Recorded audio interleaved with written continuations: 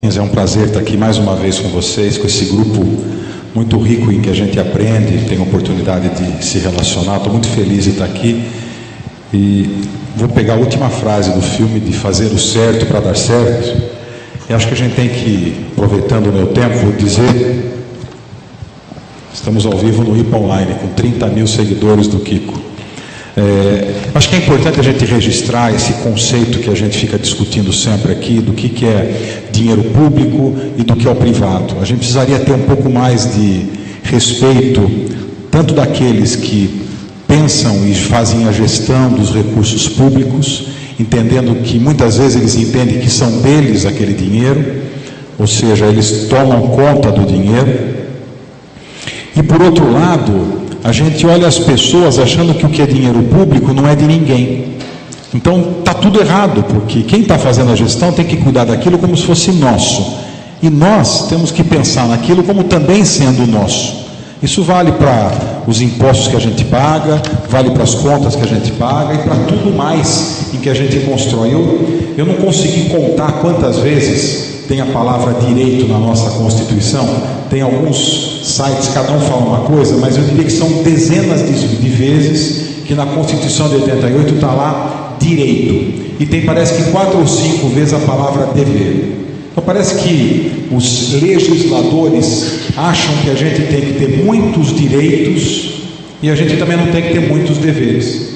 E esse problema das casas legislativas, eu tenho escrito isso em alguns artigos, é que fica levando a algumas confusões até de conceito, fazendo com que a gente tenha lei que obviamente é bom. Seria bom uma lei que obrigasse o Estado a fornecer filé mignon para todo mundo almoçar e jantar.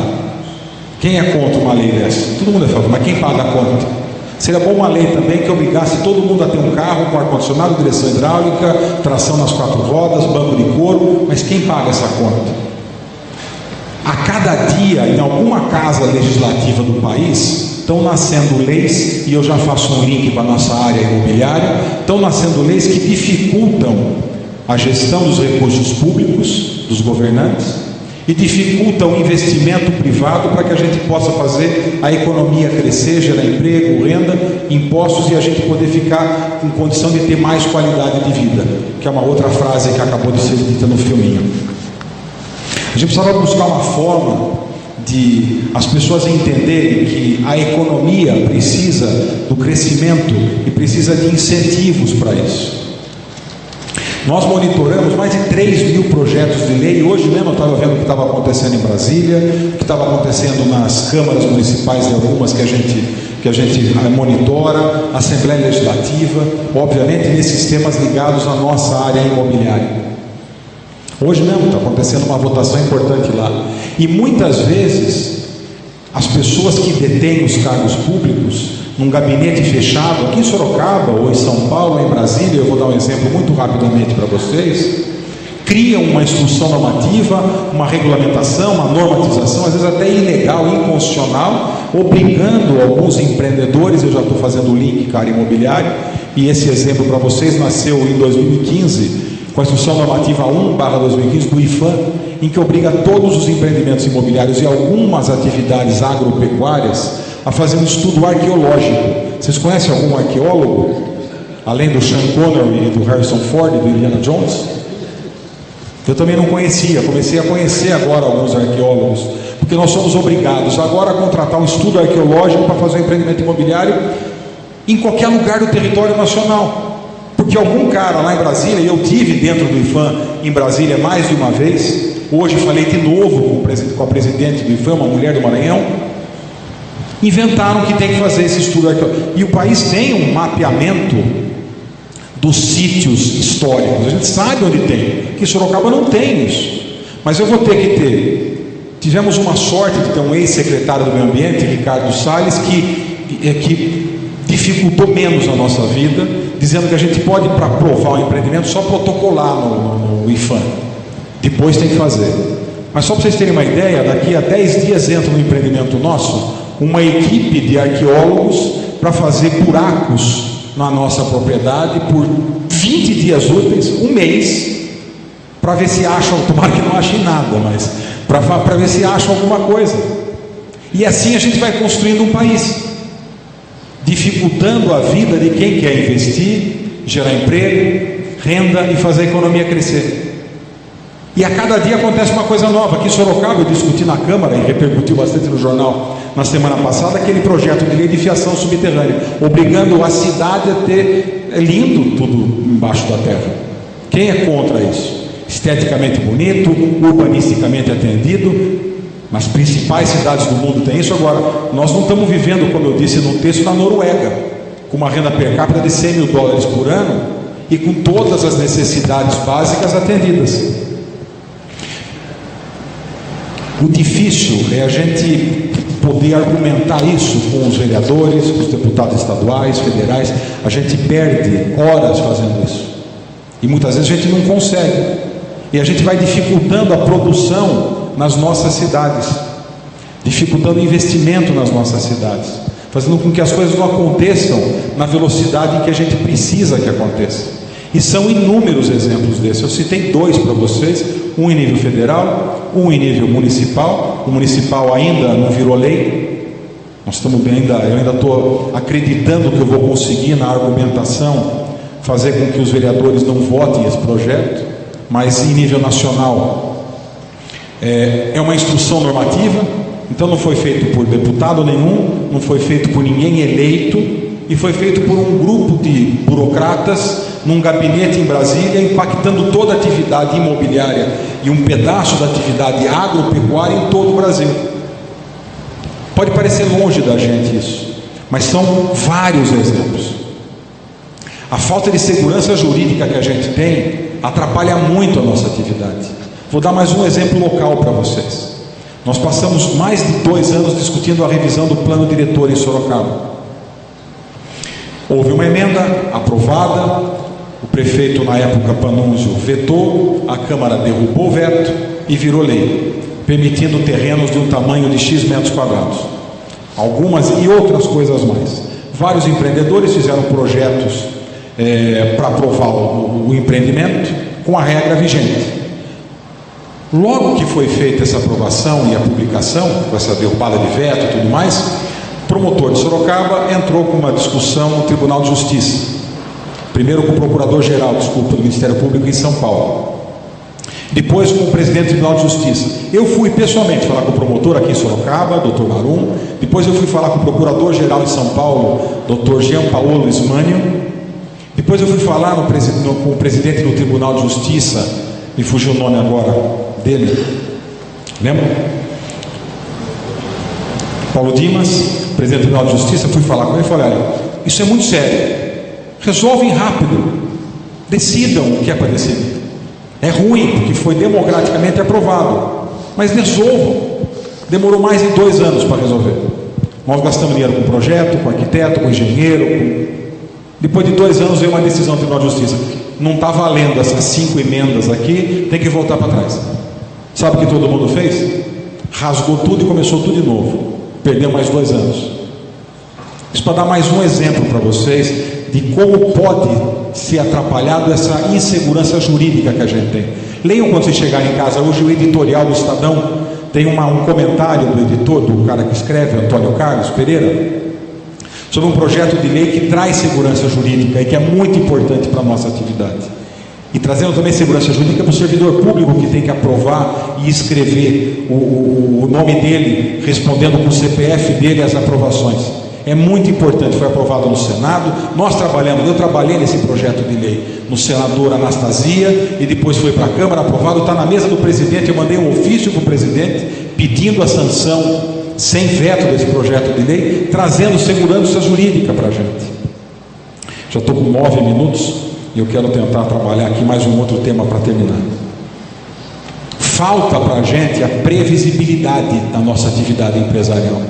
O impacto disso é a postergação dos investimentos, o custo para a gente produzir, o que também estava no nosso filminho aqui, que a dignidade, qualidade de vida, a família, a casa, a moradia das pessoas, é exatamente isso. O que a gente tem hoje da favelização, das invasões de terra acontecendo no país, e a gente não tinha muito isso em Sorocaba. Nós estamos voltando a ter algumas notícias de invasão de terra na cidade, de favelização na cidade. E não é só aqui, é que está acontecendo mais aqui também do que não tinha antes. Se vocês lembrarem, virou muita notícia aquela invasão lá em São Bernardo do Campo, que deixou de ser só uma invasão, uma ocupação, e passou a ser um problema social, porque depois do primeiro momento que aquilo não é estancado, começam a chegar pessoas e vira um problema social para a cidade, para as pessoas, para os vizinhos. E é isso que a gente tem que buscar, uma forma de ofertar moradia para essas pessoas, para que não aconteça esses problemas sociais. E eu não estou aqui defendendo aquele sujeito, e desculpe a palavra, mas é a forma para não ir mais longe, que o ex-presidente no discurso dele levantou a mão dele como candidato da presidência, Guilherme Boulos, do MTST, dizendo: aqui está o nosso companheiro que fica ocupando, invadindo, ou seja, desrespeitando a Constituição, porque existe na nossa Constituição o direito da propriedade, e está virando uma baderna em algumas regiões por conta dessas invasões que esse grupo, vou parar de falar assim, mas que esse grupo tem feito, e algumas vezes com apoio até de algum pedaço da mídia, o que é muito ruim, E isso talvez seja, essa falta de oferta de moradia, uma consequência do que a gente vive. Eu estou dando exemplo de Sorocaba, do empreendimento meu e de outros empreendedores, alguns aqui inclusive, em que a gente demora para conseguir produzir um terreno, uma casa, um apartamento, e não tem como ofertar. O que traz de consequência a falta de oferta de imóvel? Primeira delas, o preço sobe. Se a gente oferta menos terreno ou menos casas, e eu estou falando de imóvel residencial só, se a gente oferta menos imóveis, a lei de mercado é implacável, oferta e demanda, tem mais gente para comprar, sobe o preço, sobe o valor do aluguel, sobe o valor de venda, o valor da prestação, aumenta o prazo de pagamento, dificulta o acesso da moradia. 2, a gente vai ter mais empreendimentos clandestinos, que está acontecendo muito na nossa região. Eu marquei uma audiência com o promotor também, Dr. Marum, faz 2 ou 3 semanas atrás, para mostrar a preocupação que eu tenho com isso na nossa cidade e na nossa região, de várias pessoas colocando uma plaquinha, vendo o terreno, vendo isso, e começa a ter esse quase que um estelionato, porque na lei 6766 fala que isso é estelionato, mas a falta de projetos aprovados legalmente traz como consequência também, eu estou no segundo item, que são esses empreendimentos clandestinos, ilegais. Primeiro foi o preço, clandestinos. A terceira, essas invasões, ocupações e a favelização. Se vocês forem andar um pouquinho na Itavuvu, e eu ando lá desde criança naquela avenida, eu sei de cor aquela avenida, no finalzinho dela, começa a formar rua. Eu vou para lá, é um barraquinho aqui, outra casinha aqui, começa a fazer uma rua, sem asfalto, sem guia, sem sarjeta, sem água, sem esgoto, e os vereadores querem dificultar a vida, mandando: olha, tem que fazer fiação subterrânea, não tem nem água e esgoto lá, porque os caras estão invadindo, porque nós não conseguimos produzir na cidade. Então aumenta a invasão, ocupação e favelização, e a gente vai trazendo um problema social para a cidade, porque em algum momento nós vamos ter que ter uma lei de regularização fundiária. Nós estamos ficando expertos como leis de anistia, regularização, isenção, tira multa, dá desconto, e está tudo errado isso que a gente está fazendo. Nós temos que dar bônus para quem cumpre a lei, e não benefício para quem descumpre a lei para consertar o que fez errado depois. Fez errado, tem que pagar a conta. E por quarto, eu já estou no 14.10, e você não mostrou nenhuma vez o número para mim, eu vou usar mais 2. E por quarto, a gente tem a dificuldade da mobilidade, porque o cara que não compra aqui em Sorocaba, o cara que não compra em São José dos Campos, ou em Campinas, ou em Bauru, ele está comprando no vizinho. Empreendedor de São José dos Campos vai fazer prédio em Caçapava, ele vai fazer prédio em Taubaté, porque não consegue empreender em São José dos Campos. Não é um problema de Sorocaba, é um problema das cidades médias e grandes do Brasil que a gente está vivendo. Não é um problema nosso. Está virando cultura isso, tanto no executivo quanto no legislativo, de burocratizar, de dificultar o acesso. Daí o cara não compra um terreno aqui, vai comprar um terreno em São de Pirapora, vai comprar um terreno em Araçoiaba da Serra, vai comprar um terreno em Itapetininga, em Iperó. As empresas de Sorocaba estão fazendo empreendimento fora daqui agora. As empresas de São José dos Campos estão fazendo empreendimento fora de São José dos Campos. Jundiaí, Campinas, vão fazer lá em Vinhedo, Atibaia, Itatiba e todas aquelas cidades do entorno das grandes cidades. Isso vale para São Paulo também, com São Bernardo, com Osasco, Guarulhos, Itapevi, Santana do Parnaíba, no entorno da grande São Paulo. E o que acontece? O cara é expulso da cidade, tem que morar lá em Salto de Pirapora, mas estuda em Sorocaba, trabalha em Sorocaba, vai ter que vir para cá todo dia e voltar todo dia. Eu me entusiasmo, já passei 15 minutos, ponto 30, e eu quero respeitar o horário para a gente ter o debate, e se acabar até 9h40 eu consigo ver do Timão faturar mais um 9h45. Obrigado da presença de vocês, da paciência de ouvir, e estou à disposição depois para perguntas e respostas. Falaria aqui 5 horas, Marisa, mas como tem 15 minutos, vou respeitar meu tempo. Obrigado. Muito obrigado, Flávio. Agora eu convido o Francisco Aliato Neto, presidente do Sistema Ipanema e diretor do Colégio Ser, para falar sobre o tema comunicação no contexto da missão do empresário e das lideranças cristãs na sociedade. 15 minutos também. Posso pedir licença de falar? Pode falar do jeito que quiser. Mais à vontade. Bom, primeiro é uma alegria rever amigos de longa data, alguns que a gente convive de maneira constante, outros em algumas oportunidades mais distantes, mas é como se tivéssemos muito a falar, em especial as figuras aqui que, na verdade, eu tenho a honra de poder participar nesse debate. Realmente há pouco tempo,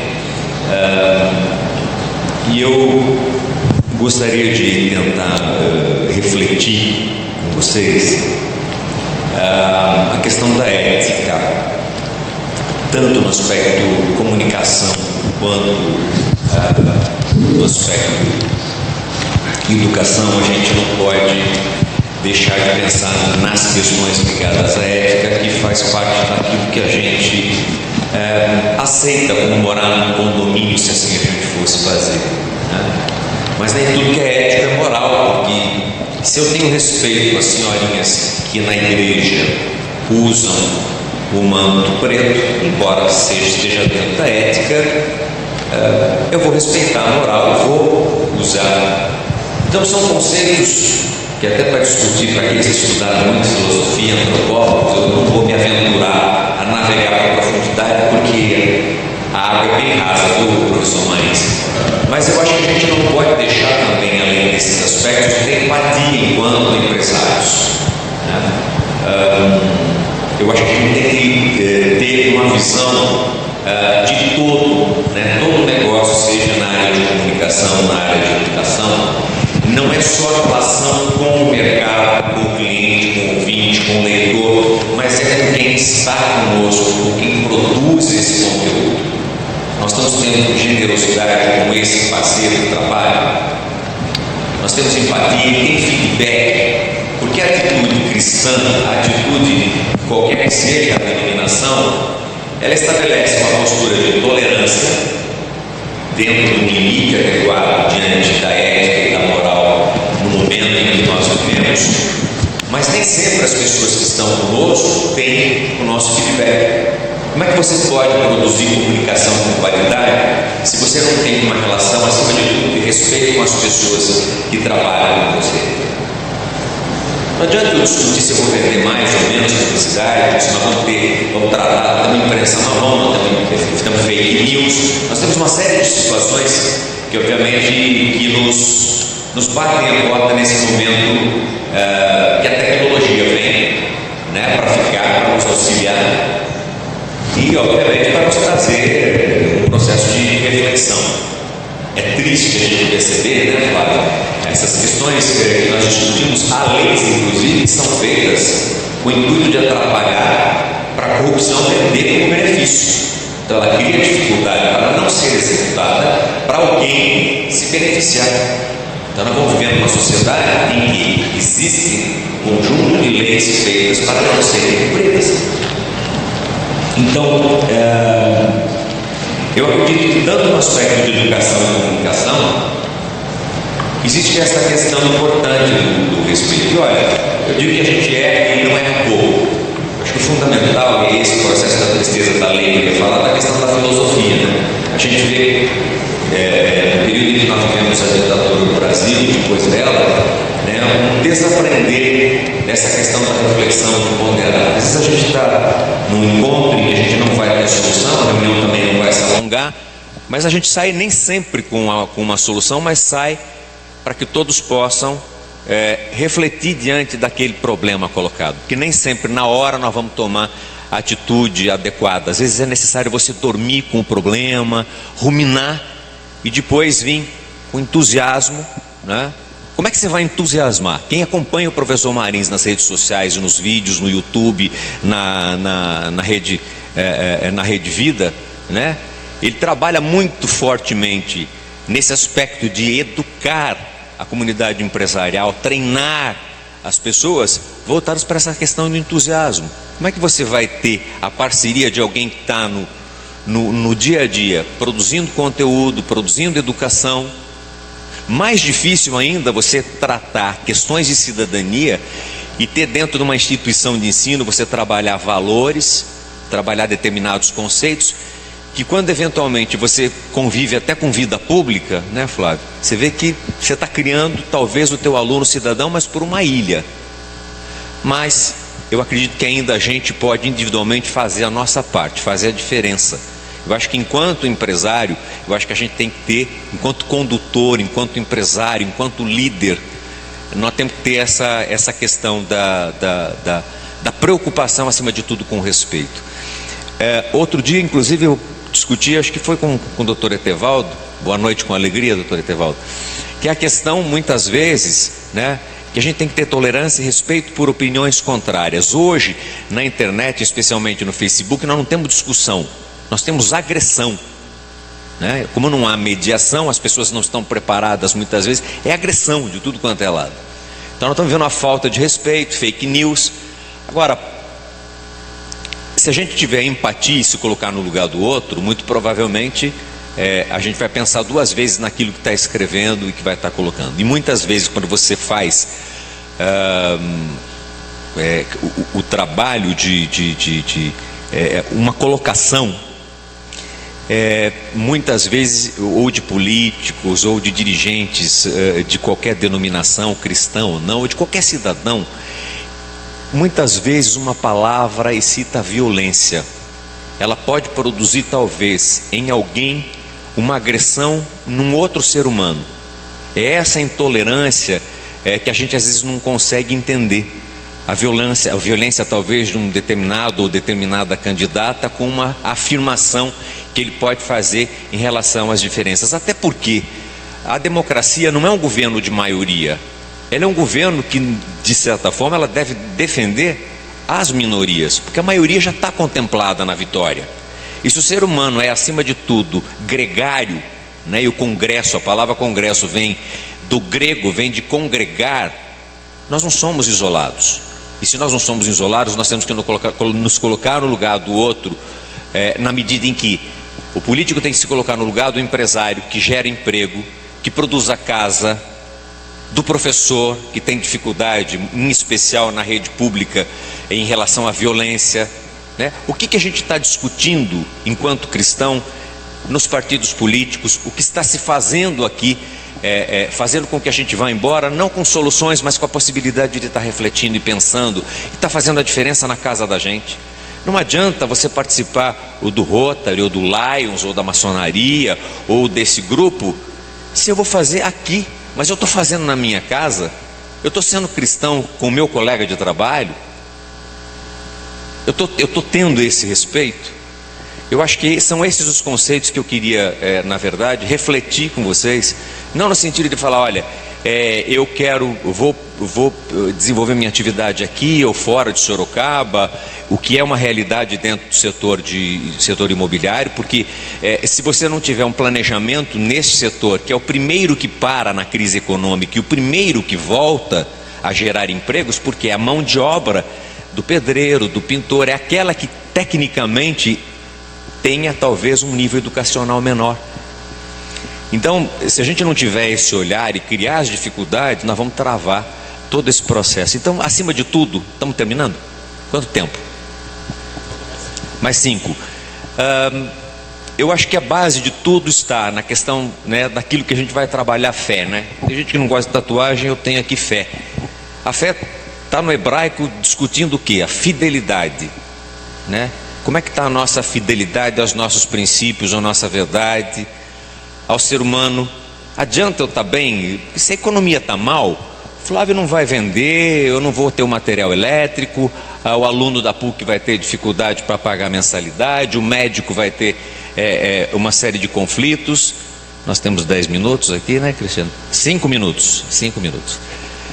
Então, a gente podia até aprofundar, mas eu vou seguir aqui a linha do Flávio, para poder, a partir desse ponto de partida, né, dizer que eu tive uma experiência muito rica, e aí vou falar com comunicação também, e vou tentar trazer o aspecto político para uma realidade. Eu fui muito feliz quando agora eu estou fazendo 49, eu tinha 29, eu fui o secretário mais jovem do então prefeito e entusiasmado Renato Amari, que transformou a cidade quando assumiu a nossa Sorocaba. E tive uma experiência muito positiva naquele momento. Talvez a maturidade, o momento que eu ocupei agora com a doutora Jaqueline, 43 dias, foi um momento de muita frustração. Eu saí muito frustrado com o que eu acabei vendo, de dificuldades do trato com a coisa pública, que o nível de corrupção entranhado nas entranhas de todos os níveis de poder. É muito triste você ver a necessidade talvez de suspender concorrências, de boa ou não, sem aqui querer estabelecer um julgamento, porque depois de tantos anos fazendo análise e terapia, a gente tem que aprender a não julgar até os erros, né? Porque também a gente erra. Aliás, no processo educacional a gente valoriza o erro. Vamos errar o novo erro, né, professor Marins? Não vamos errar o velho erro. O erro é a oportunidade da gente olhar e não errar, ou não querer errar, né? Então eu saí um pouco, eu falei, porque o que de repente a gente, né, vai querer, puxa, o que vai mudar? Nós vamos ter eleição, vai mudar alguma coisa? Não consigo ver mudança. O Flávio vai, bate porta de senador, pediu o que é natural, o que era para acontecer. E a gente tem que bater porta, é duro manter o entusiasmo, professor Marins. Eu voltei a ter uma luz num pensamento importante, que é aquilo que eu falei, quer dizer, tá bom, eu estou fazendo a diferença para alguém, está valendo a pena, eu vou continuar fazendo a minha parte, eu não sou Deus, né? Nós somos cristãos. Então se cada um fizer, né, o Renato falava, limpar a frente da sua casa, pintar, deixar colorido, né, o prefeito jardineiro, a gente está fazendo a nossa parte. Eu acho que esse é o fundamental, nesse aspecto de que qualquer empresa, ou nós dirigentes que somos cristãos, de qualquer denominação, ou não cristãos, porque acima de tudo tem o respeito às diferenças, tolerar até aquele que não é cristão, mas que sabe respeitar ética, moral. Nós que somos cristãos temos que respeitar aqueles que não são. Nós temos que conviver em sociedade, né? Está aí o exemplo do Papa Francisco, com a humildade e com a maneira que ele tem tratado assuntos delicados, e também a seriedade com que combateu a corrupção dentro do Banco Vaticano.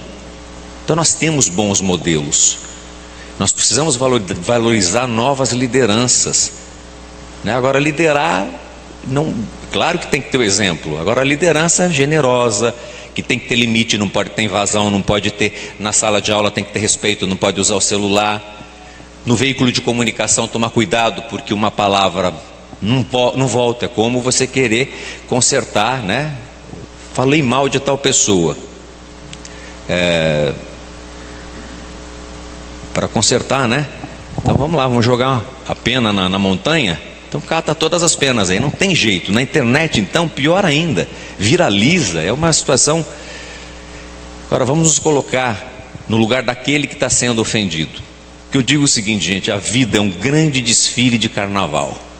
Ora, nós estamos na arquibancada, mas a hora do desfile vai chegar. Para mim, para o Marins, para o Pai Tadeu, para o Leosmar, para cada um de nós. A vida não ela cria desafios, obstáculos para cada um de nós a cada momento. Então, acima de tudo, no aspecto de comunicação, ter esse lado da empatia e se aquilo é necessário. Embora, lamentavelmente, o que dê audiência seja muitas vezes a notícia ruim, a notícia violenta, talvez seja um processo cultural que nós vamos demandar alguns anos, fazendo cada um a sua parte. Eu acredito nisso e acho altamente positivo essa discussão e esse aprendizado que, obviamente, cada um vai poder trocar nessa noite.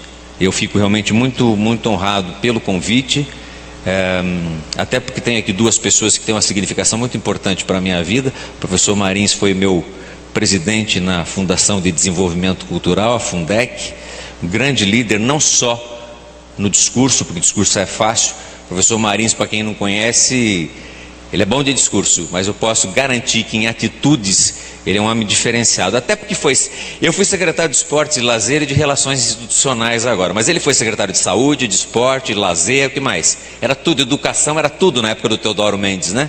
E depois de planejamento no Flávio, que hoje está assumindo Relações Institucionais no Crespo.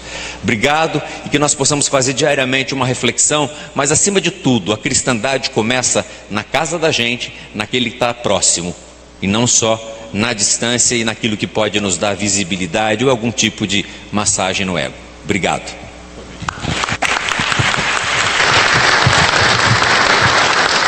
Muito obrigado.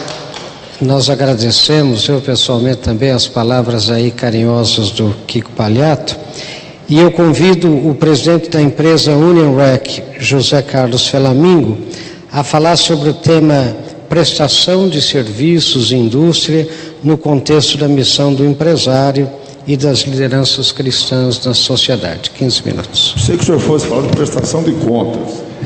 Estou cansado disso aí, né? Todo dia eu presto contas. Bom, eu não sei o que eu estou fazendo aqui. Tanta gente importante, né? Nem me conhece, eu sou o Felamingo. O Marins falou. Quando o Vanderlei Testa me convidou, eu falei, mas eu faço o quê lá, né? Eu falei, mas representa a indústria. Sequer sou da indústria. Meu negócio é auxiliar a construção civil. A minha empresa é uma empresa de serviço. Nós não fabricamos um parafuso lá, né? E eu trouxe uns documentos aqui da DCE, porque já faz... A DCE tem acho que 8 anos aqui em Sorocaba, então é 8 anos que eu participo da DCE. E a minha empresa tem 26 anos, caminhamos para o 26º ano. A Union RAC, uma empresa que nasceu pensando em fazer ar-condicionado, eu sou do ar-condicionado, sou engenheiro, não sou médico. Você virou para mim e pensou que eu fosse um médico, né? Meu médico está aqui do lado, não sou médico não.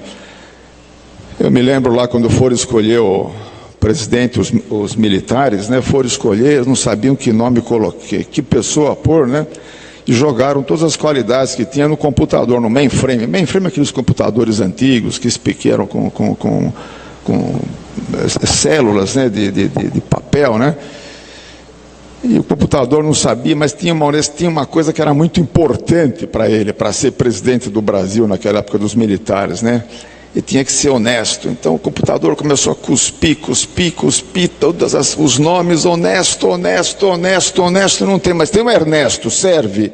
E foi o Ernesto, né, vocês lembram do Ernesto, quem é mais velho aí vai dar risada, né? Os mais novos não sabem o que eu estou falando. Então, foi assim que eu caí aqui, né? Mas desses 45 anos que eu tenho como engenheiro, formado na PUC em São Paulo, nem é mais PUC agora da Fundação, que era na minha época a Fundação da FEI, Fundação do Inaciana, né? Hoje ainda é Inaciana. Então sou um engenheiro, tenho uma empresa e me arvorei a fugir um pouquinho do meu negócio e partir para soluções energéticas. Sempre fui cristão desde os 5 anos, minha mãe levava na igreja, para vocês terem uma noção de com quem vocês estão, né? E para ser empresário, quando eu comecei a Union RAC, eu sentei um dia em casa, mas tem que ter um lema, né? A empresa tem que ter um lema. A gente entrando nas multinacionais sempre tem um lema na parede, né? E eu escrevi esse lema aqui uma ocasião para um trabalho aqui para a escola. Eu fiz teologia também, além de engenheiro. Eu vou ler aqui para vocês, por isso que está grande aqui a coisa, né? Qual que é então o nosso mote, né? Que é o mote do empresário na minha, né? O que o empresário vem aqui para uma noite, né? A gente que já trabalhou num fórum, né? A gente vê que o Amari denominou de filminho, mas que é um filmão, porque ele mostra no final da década, sem nenhuma crítica, tá? Ele mostra no final da década do século XIX, né? Um problema sério, a indústria crescendo, né? E crescendo sem qualidade humana, né? As crianças trabalhavam assim dentro da indústria, das tecelagens, né? E sofriam acidentes, elas morriam, né? Os operários morriam.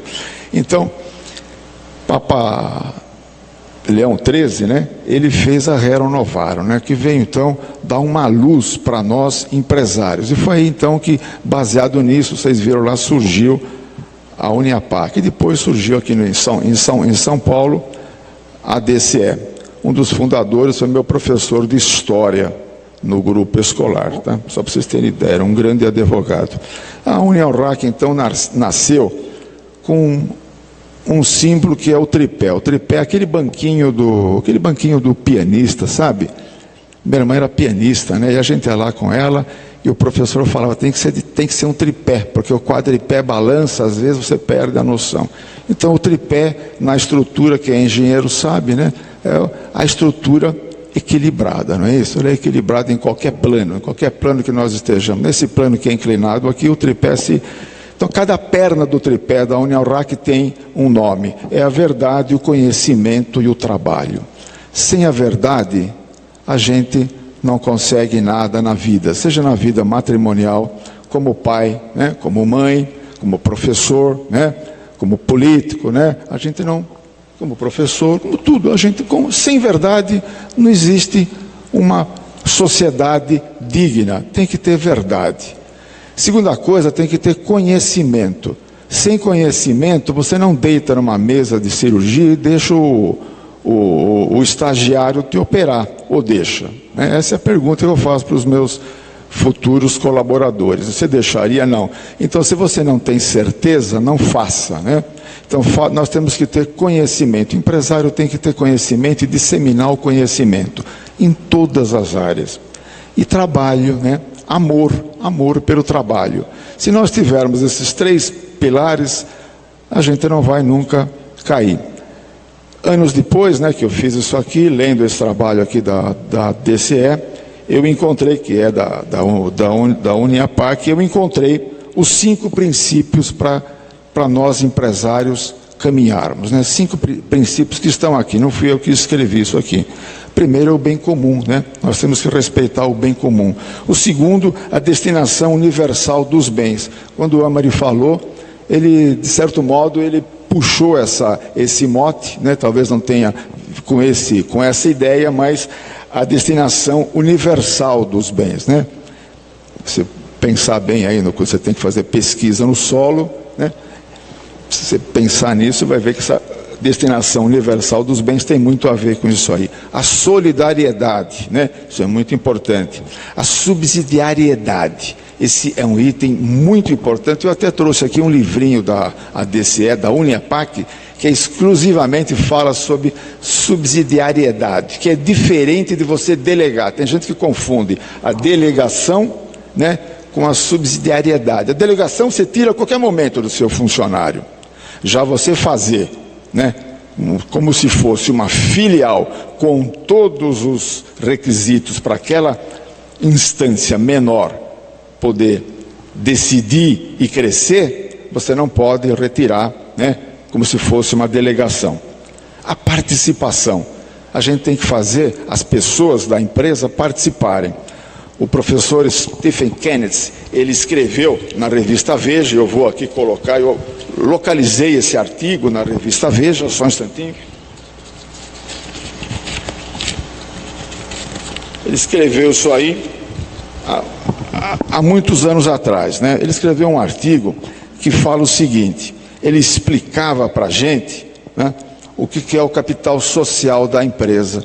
A gente pensa que o capital social da empresa, ele é nosso, mas ele surgiu, e engraçado que ele surgiu com o Frei Luca Pacioli, né, que também é chamado o pai da contabilidade. Você vê algum contador aí, deve conhecer, né, porque deve ter estudado isso aí. Eu não estudei contabilidade. No século XV, coisa antiga.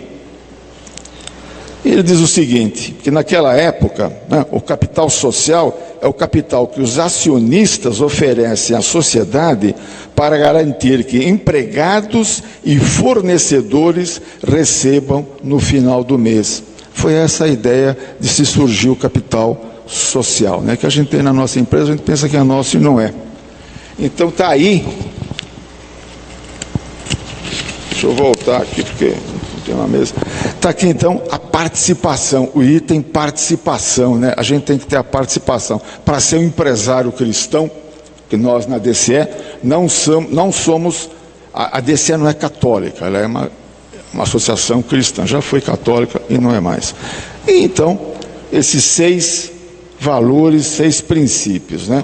E ela tem 3 valores fundamentais, né? Além dos 6 princípios, 3. Qual que é o primeiro? O valor fundamental da DCE, da IAPAC, né? Da INAPAC. A verdade. E que bate com o que eu fiz, né? A verdade. Onde falta a verdade, impera o quê? O descrédito. A liberdade. A liberdade eu linkei com o conhecimento, né? O conhecimento que você tem, ele está dentro de você, né? Ele é seu, ninguém tira, mas você tem que dar para as pessoas, né? O conhecimento a gente tem que transferir. Está aqui o professor do meu lado esquerdo, né? Transfere o conhecimento para nós, né? E a justiça eu linkei com o trabalho, né? Eu linkei com a minha empresa, eu linkei esses motes há 8 anos atrás, e eu fiz os meus motes há 26 anos atrás. A justiça com o trabalho. Então, se nós tivermos justiça, né, nas coisas que nós fazemos, e pensarmos com justiça, né, nós vamos ter um trabalho decente, né? Vamos entregar para o nosso fornecedor um trabalho decente. Eu trabalho com obras, né? Quem trabalha com obras é o que a gente diz lá na Unionrac. Nós matamos 2 ou 3 leões por ano, mais ou menos assim. Nós precisamos vender 2 ou 3 grandes obras por ano e nos mantemos com as pequenas coisas que vão entrando. Então matamos 2 ou 3 leões. O que a gente tem que fazer na empresa para a empresa ser boa, na minha opinião, né? Eu acho assim, a gente sempre vem aqui na DCE, a gente discute, ouve o professor Marins dar as palestras dele, ouço quase todos os domingos ele falar, um espetáculo. É muito simples. Tratar o nosso funcionário, né, com respeito, com dignidade. Eu vou contar para vocês que eu não aliso funcionário, né, de jeito nenhum.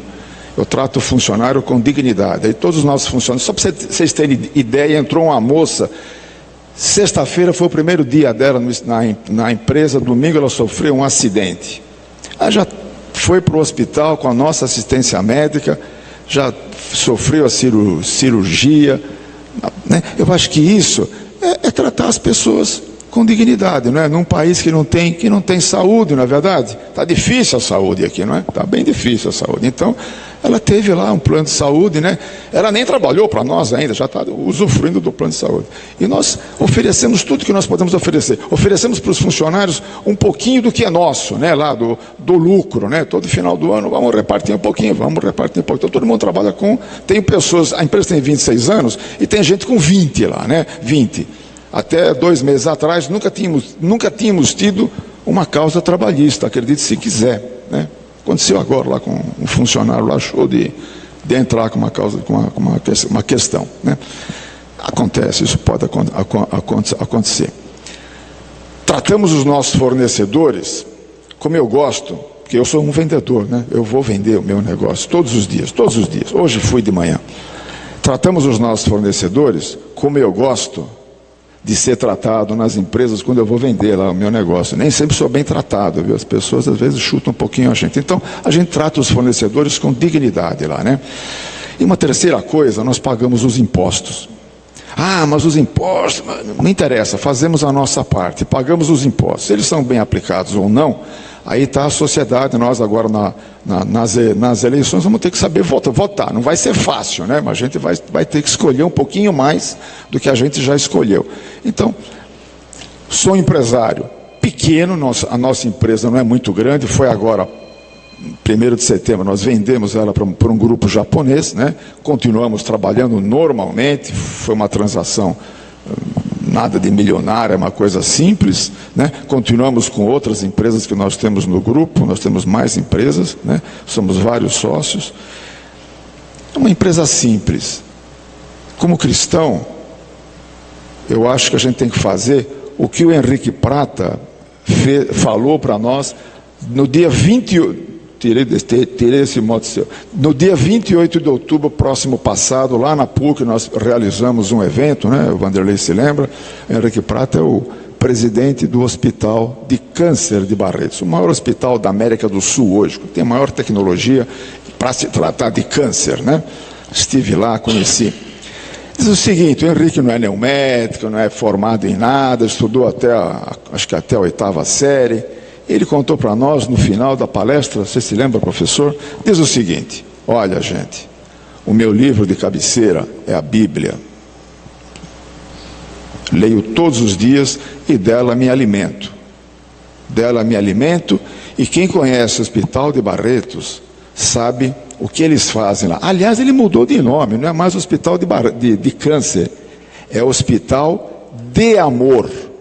De Amor, ele mudou o nome, Hospital de Amor. São 200 mil metros quadrados de área construída, um dos maiores hospitais da América do Sul, exclusivamente SUS, não tem plano de saúde, não tem nada. Ele 35 milhões por mês de despesa, recebe 17 do SUS, não é isso? E o restante a providência divina consegue. Então, eu acho que para ser um bom empresário, ele é um grande empresário, eu acho. Estive lá, conheço ele, um grande empresário, gente simples, né? Não é muito difícil ser um grande empresário. Eu acho que ser um bom empresário, não um grande, um bom empresário. Para ser um grande empresário, né, a gente tem que fazer aquelas falcatruas, às vezes. Eu conheço muitas dessas pessoas que hoje estão envolvidas na Lava Jato, trabalhei com alguns deles, né? A gente trabalhou fornecendo. Nossa empresa poderia ser hoje o triplo do tamanho, acho que 10 vezes maior, se o Felamingo não tivesse tido consciência anos atrás, 20 anos atrás, em pôr o pé no chão e falar: opa, esse não é o meu caminho, né? Então eu acho que ser empresário cristão é a gente ser um pouquinho isso aí, é se medir, é ter um pouquinho a Bíblia do nosso lado como leitura, ter essa documentação da DCE, que é feita em cima da doutrina social da igreja. Doutrina social da igreja tem nada a ver com a teologia da libertação. Tem gente que confunde as duas coisas, né? A doutrina social da igreja, quem quiser aqui na livraria, aqui do lado, aqui tem, aqui no próprio CAP, aqui tem para vender. Você compra, você vai ler, você vai ver que tudo que está aqui, está lá, são coisas simples que nós temos, não precisa fazer grandes coisas, né? Colocar grandes crucifixos dentro da... Aliás, na minha empresa não tem crucifixo. É estranho, né? Não tem crucifixo dentro da minha empresa, né? Porque tem várias confissões lá que eu sei. Então, mas nós temos momentos, né, assim, de intimidade, em que a gente troca ideias lá com o grupo, nas festas que nós fazemos, e cada um professa a sua fé do jeito que é. Cheguei a 15 minutos, vou encerrar, porque se eu começo a falar não paro também, sou um chato. Muito obrigado a todos.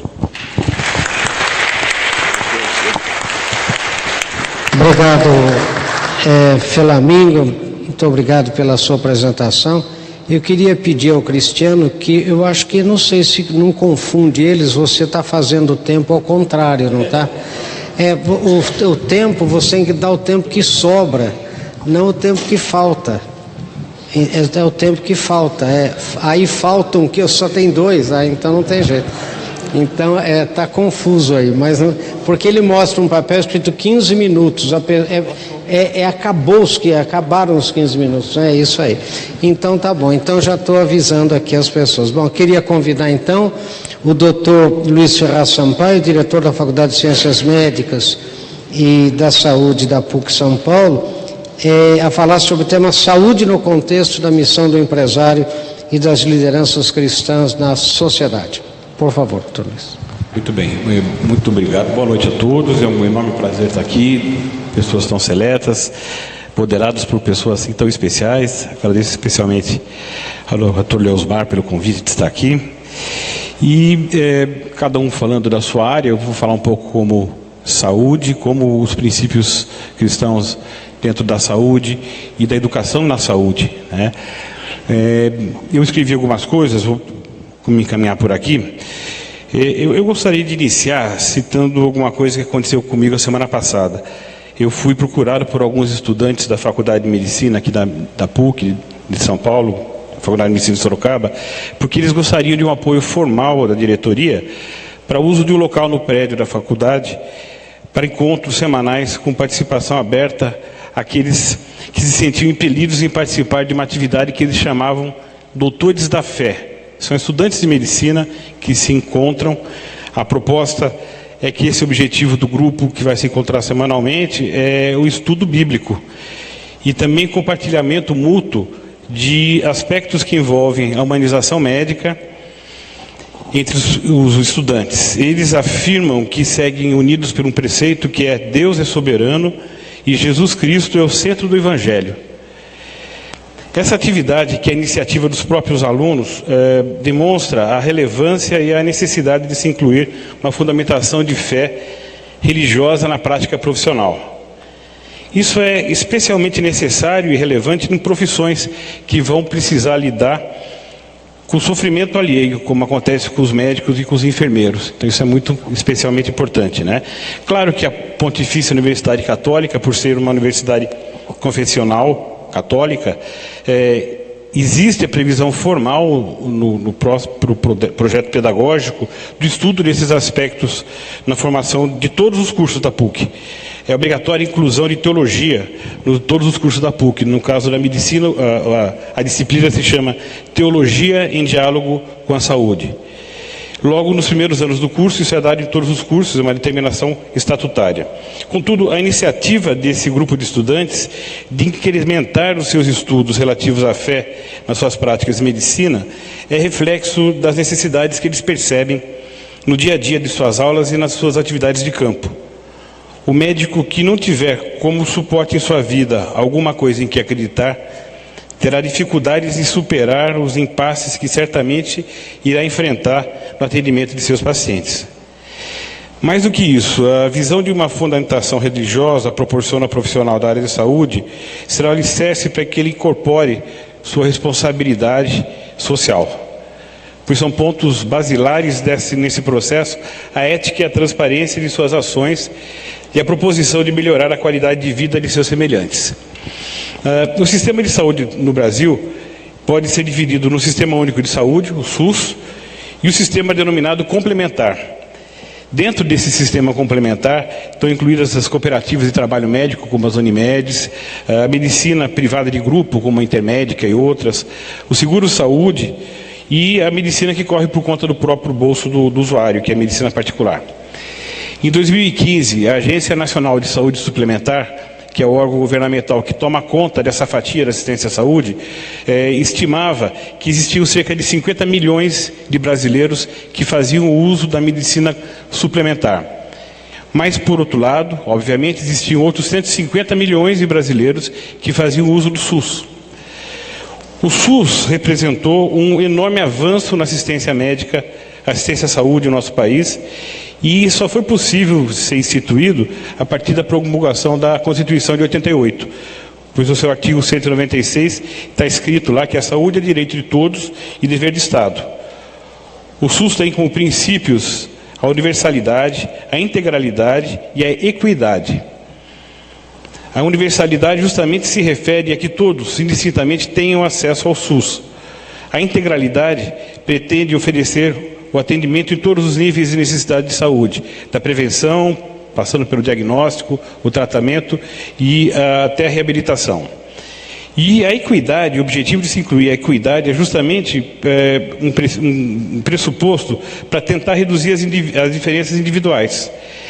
Essa proposta é o que permite você investir mais onde isso é mais necessário, de maneiras diferentes ao longo de todo o país.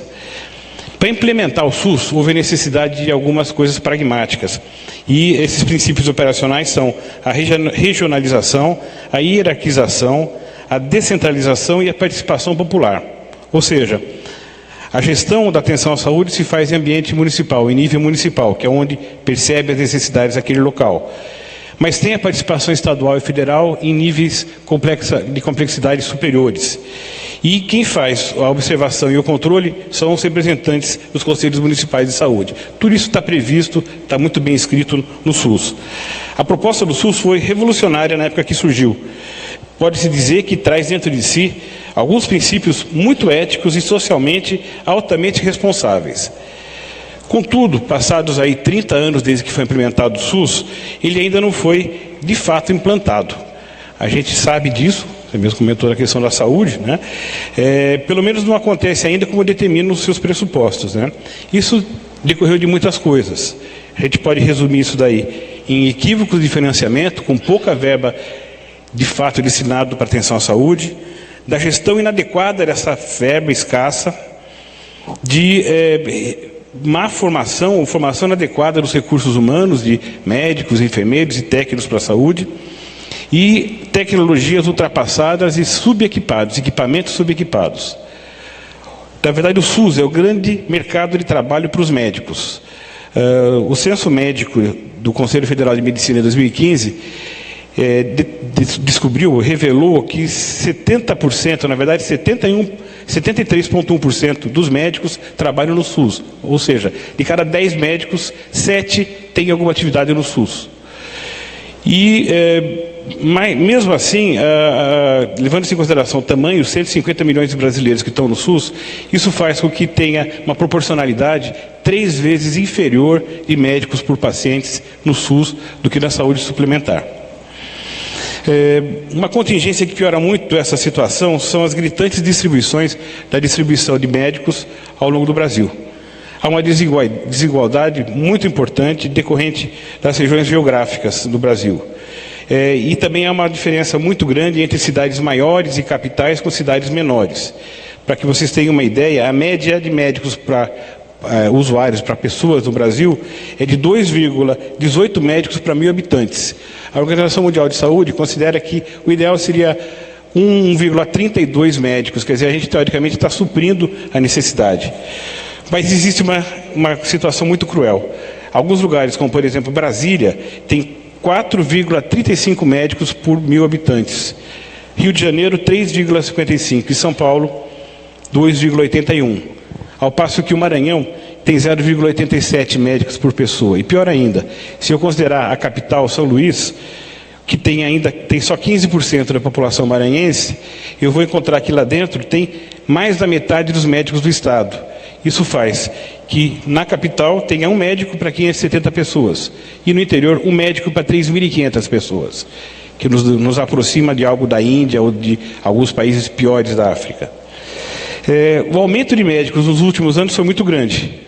Falamos isso como diretores de faculdade. Nos últimos 50 anos aumentou quase 8 vezes o número de médicos ativos do Brasil.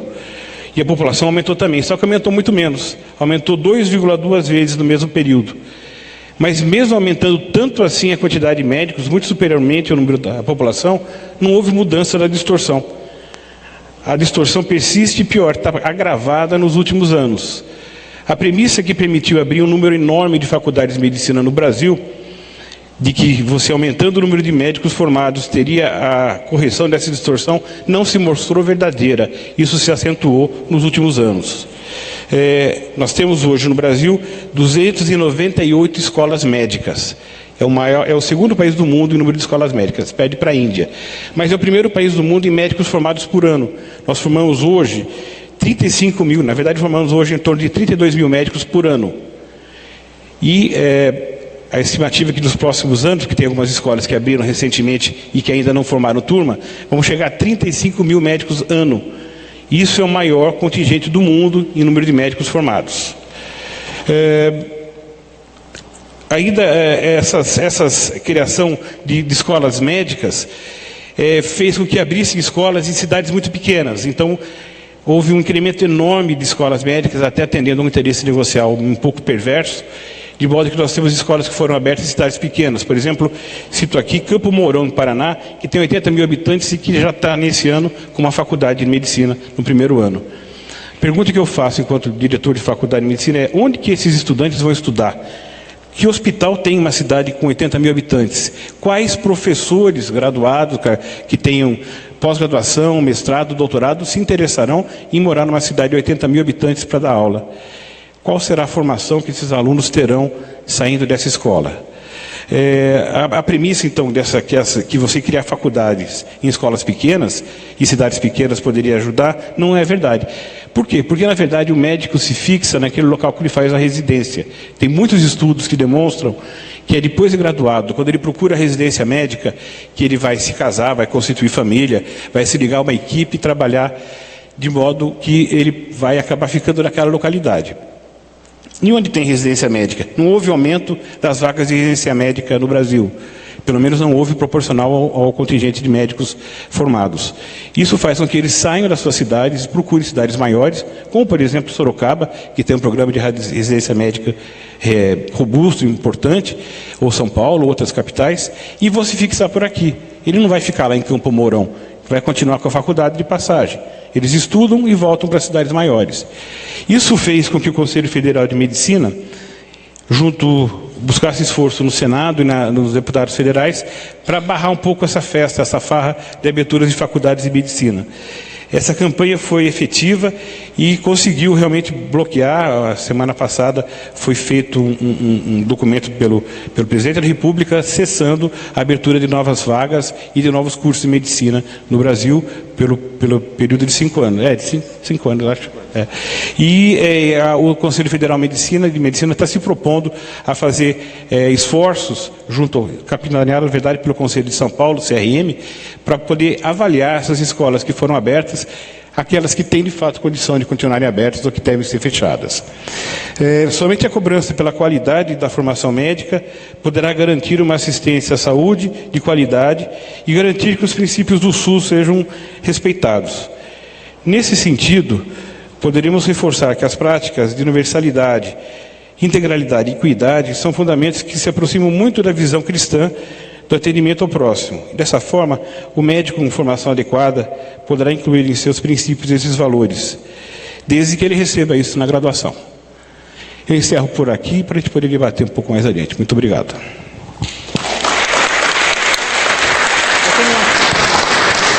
Muito bem, muito obrigado, doutor Luiz Ferraz Sampaio.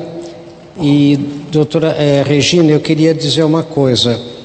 Nós convidamos você por último, e você é a última a falar, por uma tradição da Igreja Católica, que os acólitos e diáconos vão sempre na frente, os menos importantes, e sempre os mais importantes vão atrás. Pode ver que os padres sempre se sentem muito confusos quando a gente pede para passar na frente, né?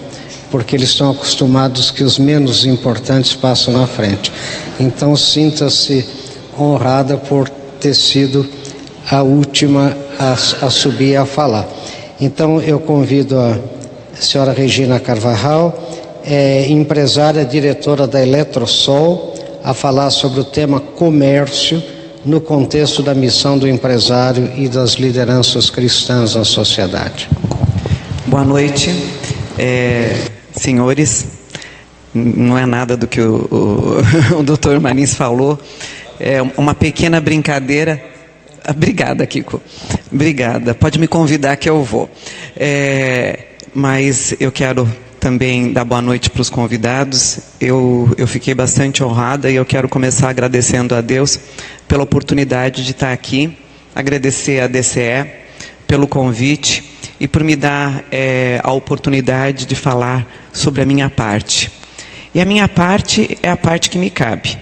Independente se ela é grande ou ela é pequena, o que me cabe é exatamente o que eu sou.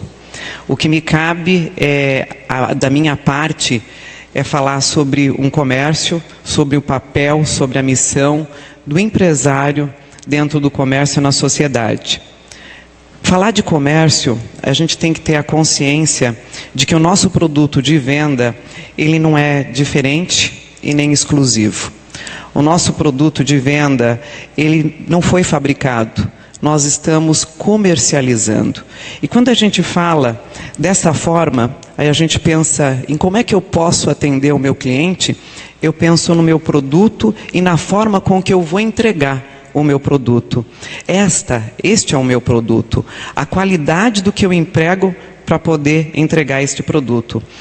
E aí eu penso, quem é o meu cliente? Toda vez que eu penso quem é o meu cliente, eu me coloco no papel de cliente. Se eu for comprar uma lâmpada, porque a lâmpada da minha casa está queimada, eu vou atender uma necessidade. Se eu for comprar uma lâmpada porque a lâmpada está queimada, mas ainda assim eu tenho um compromisso, eu vou em busca de uma necessidade, mas um bem, uma pressa, eu vou chegar atropelando. Se a lâmpada estiver queimada e um pouco antes eu briguei com alguém da minha família, eu vou buscar uma necessidade, eu vou buscar um apoio, eu vou buscar alguém que olhe na minha cara, que olhe no meu olho, que possa me atender com cordialidade. Se ainda assim eu for comprar uma lâmpada e tiver brigado com alguém da minha família e tiver discutido, eu vou chegar buscando uma necessidade e buscando um entendimento. Então, fazer um comércio, vender um produto, para mim, é muito mais do que vender um produto. É você tentar entender o que o cliente quer. E o cliente quer ser olhado no olho, quer ser respeitado, quer ter o seu espaço, quer ser compreendido dentro das suas necessidades. Para uma empresa sobreviver, se ela pensar no produto, ela não vai conseguir. Ela tem que pensar na necessidade do seu cliente, que é, como eu falei, muito além do produto. São as pessoas. E a gente precisa olhar para todas elas, desde o cliente, o colaborador, os líderes, a equipe, os dirigentes. É muito importante que a gente olhe para as pessoas. Eu também estou colando. Senão eu fico nervosa. Vamos lá. Muitos me perguntam como é que é trabalhar no comércio hoje em dia. Através da crise, com os problemas da realidade que o empresário enfrenta. Eu não tenho comando sobre as coisas que acontecem. Eu não tenho comando sobre economia, sobre qualquer tipo de tempestade externa que possa vir e que possa acontecer.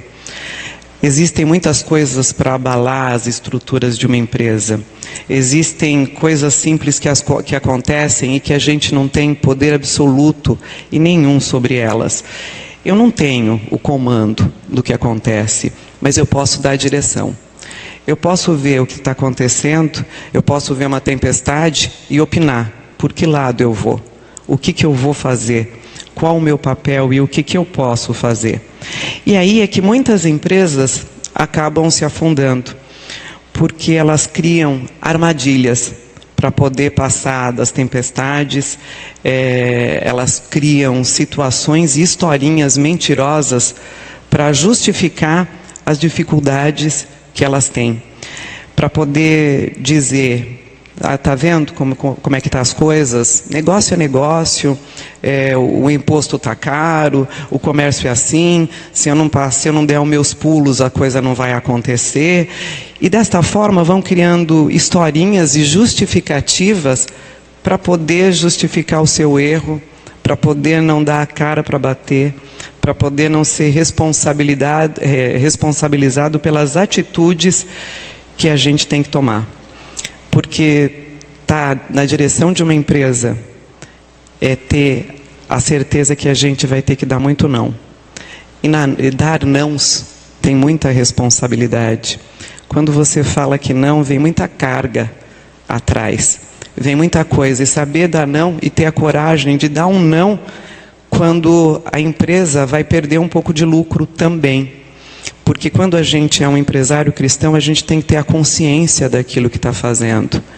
Não é fazer porque vai ganhar, é fazer porque tem que fazer, porque é certo, porque é preciso, porque eu tenho uma empresa e uma empresa é um negócio, mas eu sobrevivo não passando por cima das pessoas, burlando normas, burlando éticas. Muitas pessoas e empresas se escondem atrás destas historinhas, para poder, como eu falei, justificar algumas atitudes. eu podia, e muitas pessoas podiam desistir, podiam amargar, mas nós somos o que nós decidimos. E quando nós montamos uma empresa, e quando eu montei, nós decidimos que nós íamos levar isso a sério. E que a gente não ia brincar, não. E levar a sério é fazer a coisa de uma forma certa. O mundo não muda. O mundo está aí, a gente quer muito que ele mude, mas ele não muda. Mas nós somos responsáveis. Se a gente não pode mudar o mundo, nós podemos mudar nós mesmos. E termos atitudes diferentes mediante as certas situações que acontecem. A gente pode construir algo melhor. A gente está aqui, os dirigentes cristãos, eles estão unidos, acreditando no que é certo. E a gente pode falar não, através dos nossos princípios, dos nossos valores, que é o que norteia a nossa empresa. A gente precisa respeitar os outros e precisamos respeitar, acima de tudo, a nós mesmos. Sonhando, perseverando. A gente vê muitas pessoas traçando estratégias, colhendo assinatura para que as coisas possam mudar, mas esperando que alguém faça alguma mudança. A mudança, ela tem que acontecer do nosso lado primeiro. Ela tem que acontecer na gente mesmo, para que a gente possa construir algo diferente, algo melhor, algo realmente que faça diferença nesse mundo. A gente precisa ter consciência. E eu acho que eu busco bastante a minha identidade dentro da minha empresa, dentro de todas as ações que nós vamos fazer. Sempre quando eu tenho uma atitude ou alguma coisa para fazer, eu me pergunto se meus filhos teriam um orgulho da atitude do que eu vou fazer. Depois eu pergunto se Deus teria orgulho de mim. E se eu teria orgulho? Se essas respostas forem que não, nem passa pela minha cabeça. Porque nós temos que olhar no espelho e ter orgulho daquilo que a gente faz. Por arrogância, às vezes, por medo, muitas pessoas acabam não reconhecendo as suas dificuldades, as suas fraquezas e acabam não buscando com coragem dar o objetivo para aquilo que nós precisamos. Bem, nós somos responsáveis pela nossa vida. Não é o governo, nem a nossa situação. Eu tenho 27 anos de empresa e já passei por várias crises. E toda vez que eu me envolvo nelas, eu acabo me afundando um pouco mais.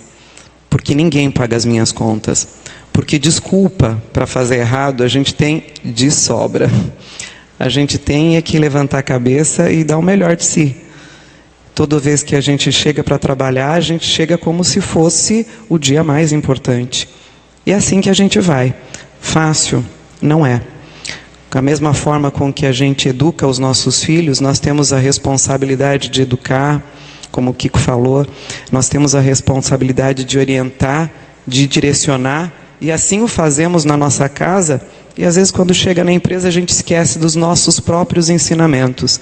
Quando eu chego, eu procuro fazer as mesmas coisas que eu faria na minha casa, com as mesmas situações, e me cobro para que eu seja sempre transparente. Eu busco bastante manter uma rotina, manter um padrão, para que eu não possa escorregar nas minhas atitudes, porque tentação, desculpa, é o que mais nós temos para poder escorregar. Porque quem está no comércio e a gente não produz, a gente vê muita coisa para que as coisas possam acontecer. A gente vê muita gente tentando vender gato por lebre, a gente vê várias coisas que acontecem, e o que eu falo para o pessoal, para quem trabalha conosco, não se preocupem, as coisas acontecem como tem que acontecer. A gente planta e a gente colhe. Às vezes o que eu planto não é o que eu vou colher. Às vezes o que eu planto, quem vai colher é o meu marido, é meus filhos, é a minha empresa um dia, mas cedo ou mais tarde, alguém vai colher. Coisa boa ou ruim, mas alguém vai colher. O que eu plantar hoje, o que eu fizer da minha vida hoje, vai ter a consequência amanhã. Hoje eu sofro a consequência do que eu fiz ontem. Então a gente busca fazer algo, nem que ganhe menos, mas fazer algo duradouro. Porque a única ferramenta que nós temos para se manter é ter algo duradouro e verdadeiro. Como eu falei, não é fácil, mas nós estamos aqui para seguir em frente, para poder dar o nosso exemplo. Eu não sou exemplo de nada, mas eu busco olhar bastante as minhas atitudes e busco colocar, como eu falei, muito o sentido da minha vida. E o que me preza, o que eu prezo mais, é o que eu quero, é que minha empresa perpetue além de mim. E para ela perpetuar além de mim, ela precisa ter uma base, ela precisa ter uma estrutura, e eu quero que um dia mais tarde as pessoas se lembrem por aquilo que nós fizemos, pelo aquilo que nós conseguimos contribuir. Na nossa empresa, nós já fazemos o descarte correto de lâmpadas muito antes de ser lei. Nós pagávamos para poder fazer o descarte correto. Nós fazemos, hoje é uma lei, então as empresas de lâmpadas, elas são obrigadas a recolher essas lâmpadas, mas a gente sempre fez.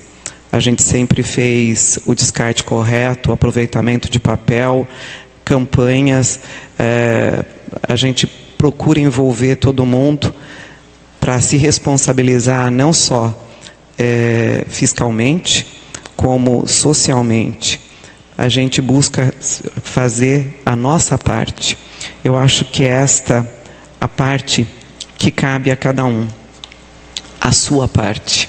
Não é mais nem menos, mas se todos nós fizermos a nossa parte, a coisa vai ser diferente.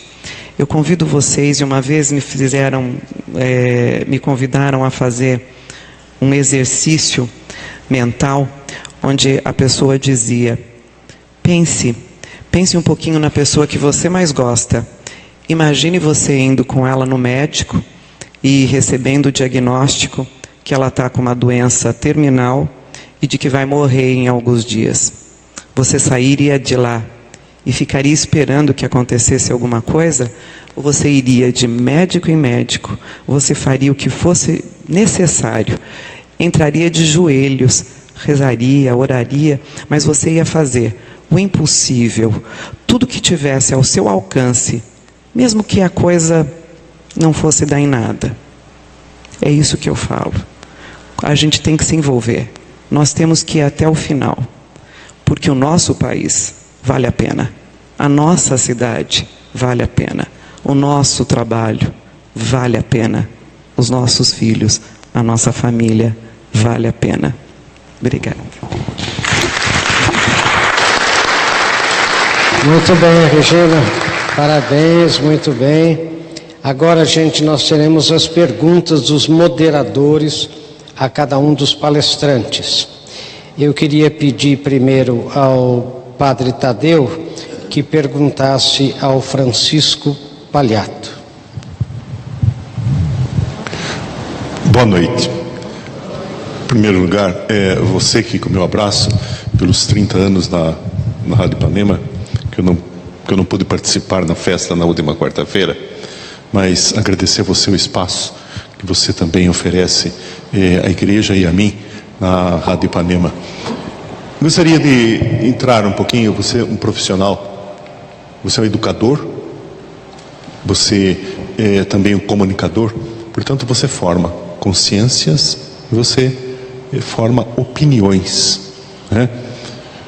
Eu gostaria que você falou um pouquinho no começo, quando você começou a falar da ética, o conteúdo, o que a educação, não necessariamente ou não exclusivamente ou em hipótese alguma na sua empresa, mas no contexto do país, no contexto do mundo, o conteúdo da educação tem sido uma questão da promoção da liberdade, tem conduzido para a liberdade, para a formação de pessoas realmente que sejam construtoras da vida, é toda essa questão ideológica que está por trás e que sustenta essa estrutura da educação. Sobre isso que eu gostaria que você refletisse um pouquinho conosco. Uma pergunta para a resposta do Fidel Castro, não às 7 horas. Bom, na verdade nós tivemos aí, em relação a conteúdo, e eu acho que a unidade escolar, a comunidade escolar acaba recebendo determinados temas, os quais nem sempre, sobre o aspecto técnico, está dentro de uma programação. Mas a escola não pode deixar de abordar, por exemplo, a questão da baleia azul, ou dentro de um determinado conteúdo em que uma criança traz um determinado tema dentro de uma sala de aula e aquilo passa a ser realidade dentro do nível daquelas crianças e numa abordagem também das famílias, ele tem que ser tratado. Educação é um tema de uma reflexão profunda. Estou vendo aqui a professora Altimínia e outros professores, o professor Etevaldo também, que foi o dirigente de instituição de ensino, e talvez outras pessoas até que eu aqui não... E aí, especialmente no ensino básico, não estou nem colocando o aspecto da universidade. Nós temos uma série de questionamentos, né? Eu acho que volto a discutir a questão da ética, porque se o profissional, você não tem como discutir, por exemplo, dentro de um conteúdo de história, e não dá para não falar de Marx, não dá para você não falar de Hitler. Quando você vai colocar determinados conteúdos, tecnicamente isso tem que ser colocado, faz parte de uma abordagem técnica. Mas qual é o limite técnico disso? Qual é o limite de envolvimento em relação à cidadania? Quem é que está preparado para estabelecer um julgamento?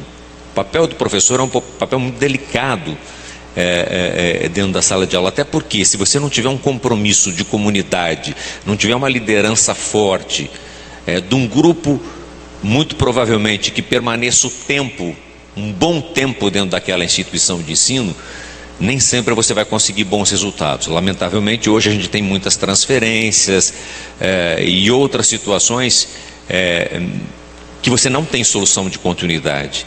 E educação, assuntos relacionados à saúde, não adianta ninguém prometer que ele se resolve, ou no conteúdo, Padre Tadeu, que ele se resolve num ano. A nossa experiência pessoal, eu posso lhe garantir, dia 29 agora de agosto, faz 25 anos que eu atuo numa instituição de educação. E mesmo sendo uma instituição privada, no qual você pode trocar o seu time eventualmente, você consegue formar, se não tem compromisso, não tem liderança, não tem respeito, não tem respeito inclusive às diferenças ideológicas do próprio time de professores que estão no contato direto nesta atividade. Então, assim, não há problema que se resolva com passe de mágica ou compromisso que se consiga resolver, melhorar índices de saúde, de educação em especial, com políticas que não permaneçam ao longo do tempo e que tenham nas unidades específicas gestão, gente comprometida. Você vai ter, mesmo com encaminhamento ao longo de muito tempo, unidades escolares boas, muito boas, públicas ou privadas, porque não dá para comparar, por exemplo, o Enem do Ana Paula Leotério, do Walter Carreteiro, que tem um trabalho de tirar as crianças da comunidade de uma maneira significativa, dando cidadania, que talvez a matemática, o índice da matemática sendo menos importante, seja menos importante num determinado momento, do que a inclusão dentro de uma instituição que vai dar cidadania.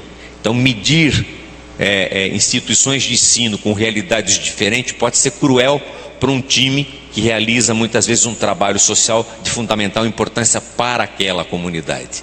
Agora, o que faz a diferença, não diria só na relação do conteúdo, padre, nas questões de gênero que estão fora da escola, que devem ter o respeito da família, que devem, não é uma situação que tem que ser tratada com respeito, porque trata-se de uma realidade, mas não doutrina, até porque nesse aspecto não se doutrina, mas é uma questão mais polêmica a se abordar.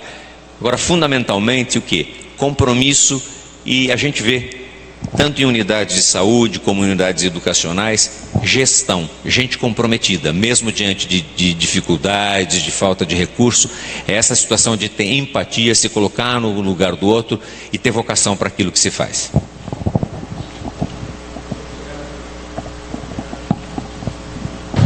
Muito obrigado, Kiko. Eu queria pedir ao Leosmar Gonçalves Martins que fizesse uma pergunta ao Flávio Amari. Obrigado, Flávio. Eu gostaria realmente de agradecer mais uma vez você estar conosco. A gente sabe das dificuldades que as suas funções na sociedade, em outras áreas, te consomem, e você está mais uma vez conosco. E muito obrigado. Bom, da última vez que você esteve conosco, você falou da situação econômica da área de construção civil, a dificuldade de comercialização.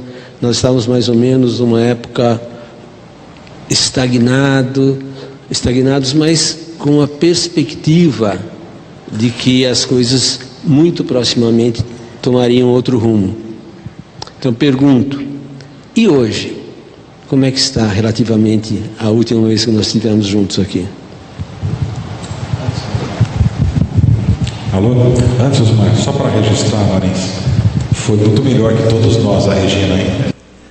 Ficou um silêncio total na plateia, todo mundo aqui pensando e refletindo no que ela estava dizendo. Você tinha razão, viu? É o nome da minha mãe também, é verdade. Bom, obrigado, Leosmar. Eu fico feliz de estar aqui. Sempre que convidado, eu vou estar aqui junto com vocês. Quando a gente olha a evolução econômica e a gente mistura um pouquinho, não só na área imobiliária, mas no país como um todo, a gente tem como medir isso com os indicadores. Se a gente olhar, taxa de inflação caiu muito. Hoje está perto de 3% a inflação. A gente olhar a taxa de juros, no comecinho, no pico, agora recente, estava em 14,25% ao ano. Taxa básica de juros. Hoje está em 6,5% ao ano. A gente olhar a Bolsa de Valores com recorde histórico, a gente olhar câmbio controlado, a gente tem diversos indicadores de confiança do empresário, do consumidor, da indústria. Todos os indicadores econômicos que a gente pode medir no país estão melhorando. Nós temos um que não está tão bom ainda, na minha opinião, que é o nível de emprego. Tem 12 milhões de brasileiros que vão acordar amanhã e não tem um endereço comercial.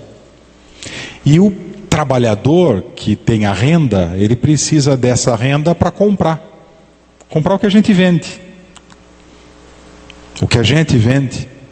E se a gente não tem um trabalhador, não adianta ter inflação baixa, juros baixos. Se a gente não tem trabalho, não tem emprego, a gente não consegue. E daí eu volto na minha exposição inicial, daquele problema em que a gente vive hoje no país, e não é em Sorocaba, mas em Sorocaba também, ou seja, é um problema cultural brasileiro de querer dificultar, parece que a vida do empreendedor, do empresário, de quem produz no país, criando muitas dificuldades. Às vezes, como o Kiko falou, às vezes até com uma forma de buscar caminhos não republicanos com outras finalidades. Mas a gente pode tentar buscar. E eu tenho esse entusiasmo. O Kiko brincou do entusiasmo, mas eu tenho isso. Eu acordo cedo de manhã e falo, preciso mudar alguma coisa, tenho que fazer minha parte. Estou fazendo isso. Mensagem para o deputado que está lá votando. Estão votando agora. Acabei de mandar mensagem para alguns aqui que estão votando agora lá aquele cadastro positivo. Então vamos pressionar os deputados. Eu fico na porta do plenário do Salão Verde, eu entro lá. Eu ia estar em Brasília hoje, o Cristiano me confundiu o dia. Eu mudei minha ida, eu vou para lá semana que vem. Eu tenho ficado 2 dias por mês em Brasília. E eu fico na porta do plenário defendendo o que eu acredito. Dá certo, eu acho que o deputado não vai votar porque o Flávio pediu. Mas se o Flávio pediu, outro pediu, todo mundo pedir, opa, a gente pode mudar, construir um país melhor para todos nós. E a gente tem que começar a mudar essa mentalidade. O texto hoje meu do Cruzeiro, o título dele é Fast Track, um caminho mais rápido. A gente pode começar aqui em Sorocaba com isso. Alguém que quer investir, não deixa o processo parado num armário da Prefeitura de Sorocaba, ou do governo do estado, ou do país. Vamos fazer rápido, porque a gente precisa hoje criar emprego para as pessoas poderem comprar o que a gente vende. Precisa gerar imposto para a gente poder pagar a conta da prefeitura, para deixar a cidade mais bonita, não ter buraco. Então a gente precisa girar a economia. Só que a gente vê muitas ações do legislativo, e repito, do executivo também, em várias regiões, que querem dificultar a vida de quem quer investir na cidade. E deixa a coisa parada. E daí atrapalha a evolução. Mas eu acho que a gente está melhorando, sim. E acho que amanhã nós vamos estar melhor do que a gente estava ontem. Os indicadores estão mostrando isso para a gente. O sangue meu, eu tenho uma característica de otimismo.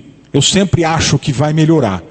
E eu tenho entusiasmo para tentar trabalhar, para fazer ficar melhor também. Porque não adianta a gente ficar sentado na cadeira, como a Regina falou, esperando. Não, nós vamos fazer a nossa parte, vamos acreditar, vamos trabalhar e vamos escolher o caminho que a gente vai na dificuldade que a gente enfrenta.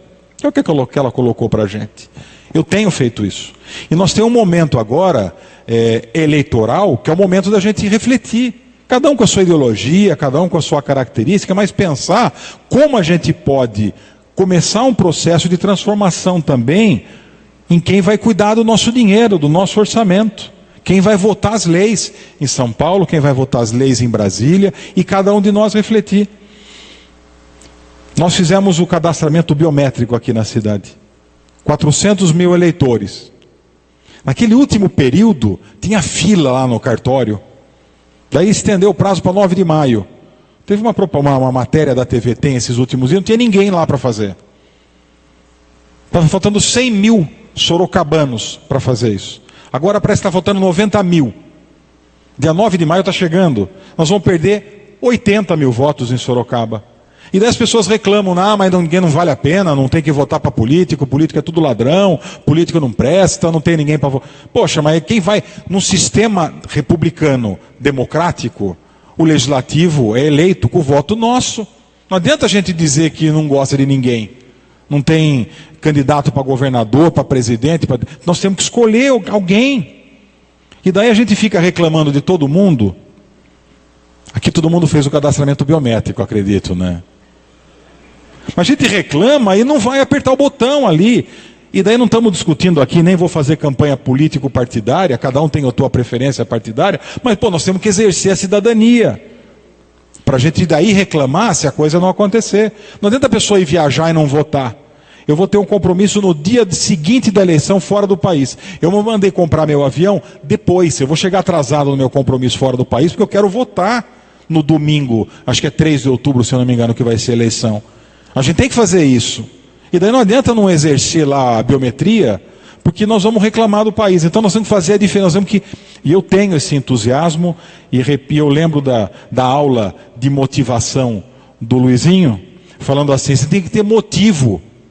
Quando ele explica da motivação, ele fala do motivo, do entusiasmo, ele fala de dentro, ele faz assim com o jeitinho dele. Eu tenho isso e faço isso todo dia, acredito que amanhã vai estar melhor ainda. Me convida daqui a 6 meses, 9 meses, para eu voltar aqui e dizer, olha, melhorou mesmo.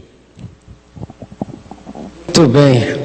Obrigado, Flávio. Agora eu queria pedir ao Padre Tadeu que fizesse uma pergunta para Regina Carvajal. Boa noite, Regina. Uma alegria ouvi-la. Por sinal, desculpe a minha petulância, tá? Mas a lembrança da ausência feminina nos debatedores foi minha, viu? Na reunião, quando nós organizamos este nosso encontro. Em segundo lugar, quero também agradecer a você, ao Sérgio, a sua empresa, que tem sido grandes parceiros da Catedral. E também quando eu estava lá pela Santa Rita, há 20 anos atrás. Muito obrigado.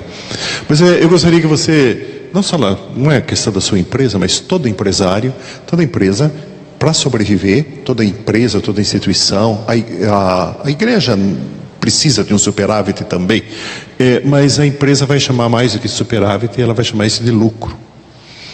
Eu gostaria que você refletisse um pouquinho conosco sobre os critérios para a obtenção disto que a própria doutrina social da igreja reconhece, mas como necessário, mas ao mesmo tempo também mantém um certo espírito crítico diante da falta de critérios para a obtenção do lucro.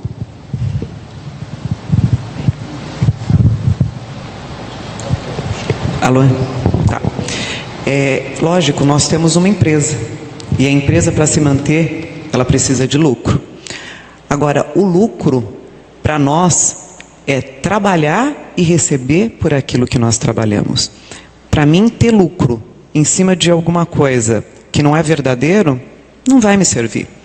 Então, eu acredito que o que nós fazemos dentro da nossa empresa é o que todos os empresários fazem. É olhar para as contas, é olhar para os seus compromissos, é fazer plano, fazer um planejamento. Quando a gente tem uma empresa, a gente tem que planejar um futuro e fazer uma estratégia para se chegar lá. Agora, a gente não precisa passar por cima de ninguém para fazer isso. Porque eu preciso dos meus colaboradores e dos meus colaboradores inteiros para dar o melhor de si, para que a gente possa chegar num resultado. Se eu fizer alguma coisa que não é boa para eles, eles não vão trabalhar bem. Eles não vão atender bem. A gente vai começar a criar um ciclo, e esse ciclo vai atrapalhar o lucro da minha empresa. Quando a gente fala do lucro, a gente fala sim das reservas para que a gente possa se manter, e é óbvio, a gente trabalha bastante para que venha no nosso bolso, porque o objetivo é a gente poder usufruir com a família, é a gente poder ter uma vida mais tranquila, é a gente poder viver, mas viver com tranquilidade, viver com a cabeça erguida. E eu acho que dá para a gente fazer tudo isso quando a gente faz com responsabilidade. Precisa ter coragem, atitude, determinação, otimismo, a força, a fé. A fé é fundamental para quando a gente recebe, e não é raro acontecer um calote lá, chegar no negativo, a gente olhar um para o outro e falar, e agora? E agora, o que a gente faz? E não basta a fé, a gente tem que arregaçar as mangas e traçar a estratégia. Vamos ter que baixar um preço, vamos ter que fazer alguma coisa para que esse retorno venha mais rápido, porque a conta ficou negativa. Então não é sair correndo, é olhar para o problema, encarar o problema e saber que atrás de um problema existe uma solução. Eu digo que nós já passamos por diversas dificuldades. E todas as dificuldades que nós passamos nos levaram a chegar num lugar melhor depois. Porque é olhando para os nossos problemas que a gente tende a melhorar. Se a gente está, aquela pessoa que está alimentado, que está bem, ela não vai buscar comida. Quando a gente tem um problema, quando a gente tem uma dificuldade, a gente para olhar aquilo que a gente está fazendo. E muitas vezes a gente percebe que precisa melhorar, que a gente precisa direcionar. E é isso que a gente busca fazer. Não é fácil. Eu acho que a gente mata 2 leões por dia. Mas a gente está aí, eu gosto de desafio. Eu brinco, nós temos uma parceria muito boa, porque o Sérgio é movido pela paixão e eu sou movido pelo desafio. Então, quando tem um desafio, eu vou em frente. Quando eu preciso de um equilíbrio, é ele que me dá. E a gente vai se complementando para chegar onde a gente precisa. Muito bem, muito obrigado. Pode deixar aberto o som, viu? Não precisa apagar toda vez, porque dá confusão. Então, muito obrigado, Regina, muito obrigado. Agora eu pedir ao Leosmar que fizesse a pergunta ao Dr. Luiz Serra Sampaio. Doutor Luiz, primeiro, muito obrigado de ter me recebido e aceito o convite de estar conosco aqui. Agora, evidentemente que a área da saúde tem uma conotação que é muito íntima para a nossa família. A nossa preocupação é com as coisas das pessoas que estão próximas, as pessoas que a gente conhece, que convive. Dentro disso que o senhor nos falou, os números que o senhor nos mostrou, o crescimento do número de médicos com qualidade, porque tem os outros que também não, porque não tem universidades e faculdades com capacidade de fornecer o ensino necessário.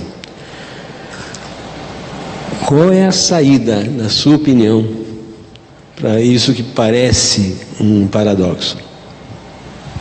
Excelente. Na verdade, Leosmar, eu que agradeço a possibilidade de estar participando de um grupo tão seleto quanto esse. Fico muito orgulhoso. É um problema de fato, porque tem interesses muito pesados nisso daí. Eu participei até o ano passado de um uma determinação do Ministério que fazia o exame do Revalida. Revalida é o exame que os médicos formados no exterior prestam para poder atuar profissionalmente no Brasil. Então a gente tem nesse grupo um contingente enorme de pessoas, a maior parte são brasileiros mesmo, que vão estudar em faculdades que não tem vestibular. Para você estudar na Bolívia, ou no Paraguai, ou mesmo na Argentina, você simplesmente se matricula e paga as mensalidades e faz o curso. Mensalidades mais ou menos 1/10 do que se paga no Brasil. Para você ter uma ideia, uma faculdade em Santa Cruz da Fronteira, Santa Cruz da Sierra, você paga R$200 a R$300 por mês. E você se forma médico nesses cursos, que são cursos teóricos, cursos quase que à distância, uma qualidade muito baixa. Esses países têm faculdades boas, são faculdades públicas, não pagas e muito difíceis de entrar. Claro que lá tem bons médicos, não é um preconceito dizer que não. Mas existe um negócio muito grande, que é o mercado de ensino em medicina, por conta do Brasil, né? Que é um vizinho muito populoso, e aqui existe uma dificuldade por conta do vestibular, e muitos médicos brasileiros se formam fora. E eu participei desses exames. E era uma coisa muito séria, feita por um órgão de extrema competência, o INEP, Instituto Anísio Teixeira, com um grupo enorme de profissionais, uma seriedade muito grande, e isso foi extinto. Então veja, é uma maneira de você afrouxar um pouco as amarras para isso daí. Agora a pessoa se inscreve e, por coincidência, a universidade que mais tem médicos que se inscrevem fica no Mato Grosso, que é divisa com Bolívia e Paraguai. Os médicos lá se inscrevem, pagam uma taxa que é relativamente cara e prestam um exame teórico e já estão autorizados a clinicar. É bastante complicado. A gente tem convivido com aquele grupo de médicos cubanos. Cuba foi um exemplo de ensino na área da saúde, especialmente medicina, na década de 70 e 80. Ela tinha uma proposta de um ensino médico diferente do que se fazia no mundo. Mas, infelizmente, por contingências históricas e de política daquele país, ela ficou no tempo e não avançou.